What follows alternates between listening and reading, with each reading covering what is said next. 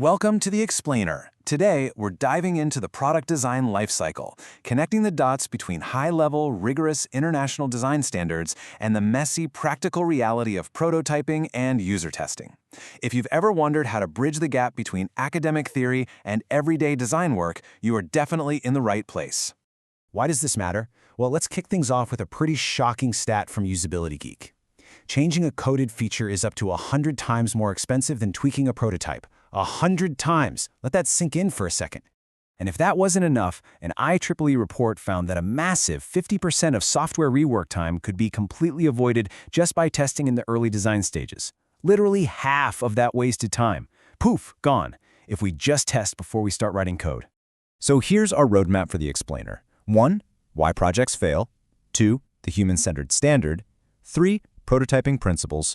4. Usability testing. And finally, 5. Quality in use. We're zooming all the way from broad theory right down to the exact moment a user clicks your prototype. All right, let's dive straight into Section 1, why software projects fail, and specifically the cost of late testing. You know, outstanding user experience doesn't just happen by accident. Waiting until a product is fully coded to run your tests, that's a recipe for massive structural failures. We're talking about those dreaded 11th hour headaches, last-minute reworks, buggy launches, and worst of all, burning through stakeholder funds and confidence. Seriously, if you're fumbling through a last-minute test when the app is already built, you're way too late. So how do we stop this from happening? This brings us to Section 2, the human-centered standard, specifically looking at the ISO 9241-210 principles. The ISO standard lays out 6 key principles for human-system interaction. First up, the design has to be based on an explicit understanding of users, tasks, and environments. Second, you've got to keep users involved throughout the entire design and development phase. Third, your design is driven and refined by user-centered evaluation. Fourth, the whole process is iterative. Fifth, you're addressing the whole user experience, not just parts of it. And sixth, your design team needs multidisciplinary skills and perspectives. It's basically a bulletproof checklist to make sure your design is actually human-centered. And here we see exactly how those principles are put into motion in a step-by-step lifecycle. You kick things off by planning the process, then specifying the context of use. From there, you nail down the user and organizational requirements. Only then do you actually produce design solutions like your prototypes. Finally, you evaluate those designs against the requirements. If it hits the mark, awesome. If not, you loop right back to make adjustments. It's a continuous, constantly evolving loop. Moving on to Section 3. 3 prototyping principles, bringing in some expert advice. Let's bring this down from the academic theory right to the practical desk of a designer. Former Microsoft UX designer Darren Bennett outlines 3 essential principles you've got to keep in mind every single day. Number 1, you are not building a real product. Number 2, work on interaction before UI. And number 3, detach emotionally. Let's unpack these. Starting with the first one, you're not building a real product. High-fidelity tools are so wildly advanced now that it's super easy to get caught up making everything pixel-perfect, flexible, and endlessly reusable. But hold on. Prototypes are just tools to get crucial feedback. Make them just good enough to be believable. Honestly, your job at the beginning is to create like 10 prototypes, test them all, and then throw away 8 or 9 of them. If you're burning days perfecting one single visual component, you are literally destroying your development timeline. Which feeds perfectly into the second principle, focusing on interaction design versus UI design. A lot of designers start layering on gorgeous high-fidelity visual UI in tools like Figma or Sketch way before the product even works. Think about the gaming industry for a second.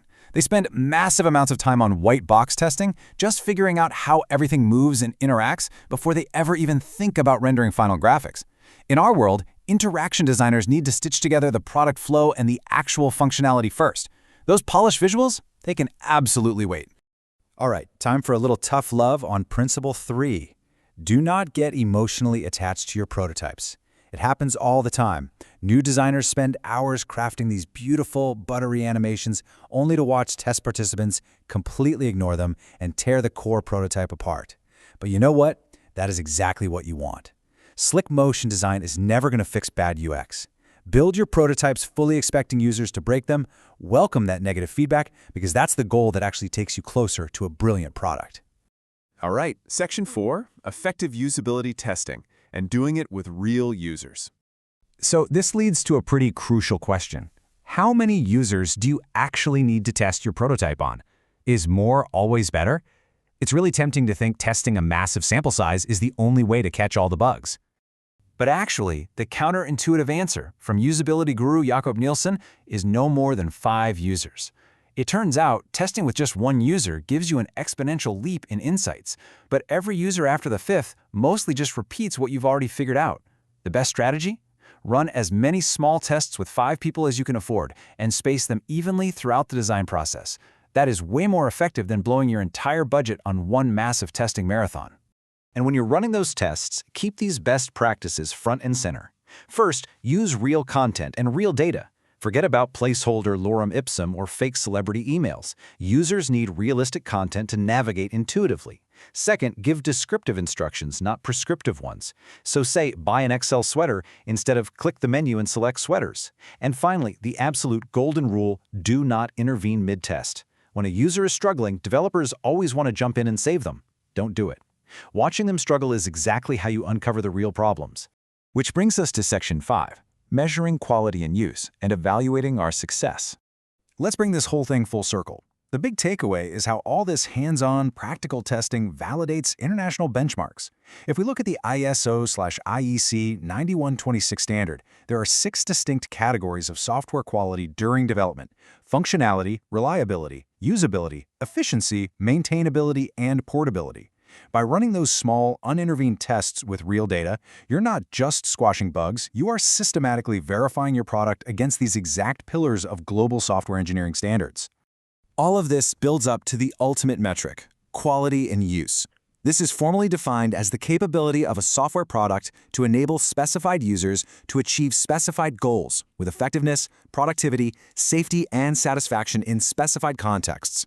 What you really need to take away here is that there is absolutely no such thing as an abstract, one-size-fits-all definition of usability. It's always entirely dependent on who is using it, what their goal is, and the specific environment they're in.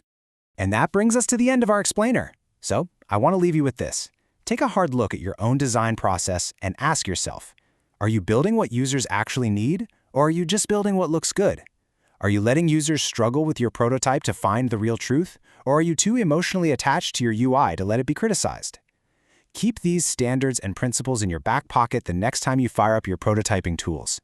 Thanks so much for joining me today, and keep designing with the user at the absolute center.